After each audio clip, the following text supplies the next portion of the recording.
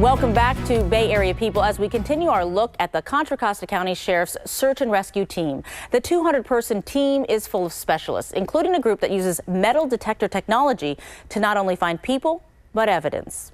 So tell me what we're looking at here as he's going. Walk me through it. Okay.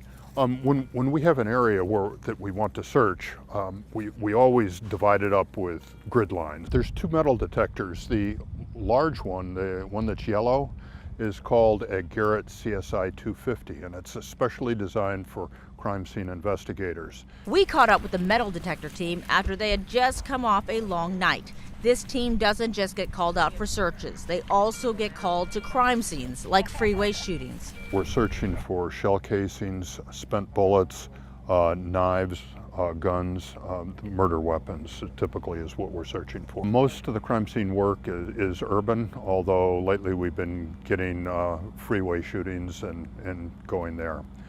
Sometimes we're out in the country, but most of the time it's urban. And after a search, we will always estimate a scientific estimate of what our probability of discovery was for whatever it was we were looking for. And this morning we had an 85% probability of discovery, so 17 out of 20 shell casings we should have found. A pretty good success rate for a team that was formed when the Sheriff's Department realized several years back that they had a resource they weren't using. The reason the metal detector resource got started was that the Sheriff's Department had metal detectors. They had a metal detector search, but nobody in the Sheriff's Department knew how to use them. And so we were asked whether we wanted to volunteer to learn how to use the metal detectors. We have 23 members do it. How sensitive are these? I mean, what can it pick up? They can pick up a metal pinhead. They can pick up things down a foot down in the ground. If there was a buried body there, it would pick up their fillings, for example, jewelry that they have on. Wow. So that's why the metal detectors are used at body dump sites and where there might be a shallow grave. And they can be used underwater also. Really? Yes, they're waterproof except for the electronic unit up at the top. Yes, now there's a pinpointer the guy's using. He'll find whatever it is they're looking for. It takes time because rushing isn't an option. Is that a patience is a virtue resource team? Yes, and this morning's search we had to wait an hour or more before the search warrant came. And it takes commitment, a lot more than you might think. What do you think surprises people most about the team that they don't know? It requires an awful lot of training. Just to get on the team, you need a month of training, okay, through our academy. And then afterwards, you have 4 months of emergency medical responder training.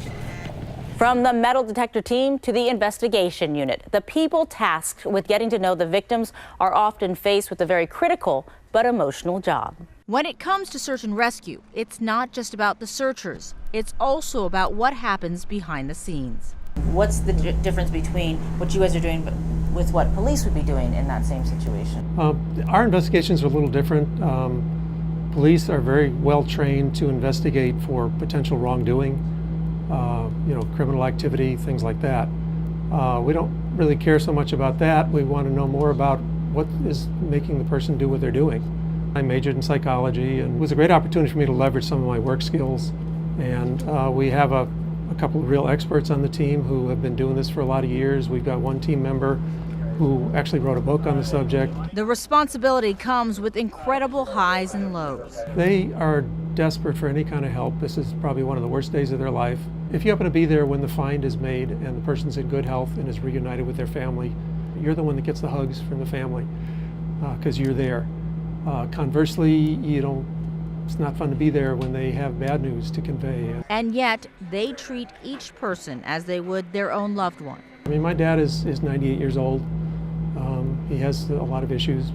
He's hanging in there very well. But I would want all of our team members to put every effort into every search, and that's what they do. They treat every search like it's their mother, father, daughter, whatever. And in his case, the day came when he didn't have to imagine. A couple of years ago, it was a missing Alzheimer's walkaway, and they assigned me to go and interview the family. And when they gave me the address, I realized it was my daughter's next door neighbor. Oh my. And I knew the lady. It became very personal at that point. Fortunately, the resolution was good. We found her a few hours later, and that was one night I got the hugs.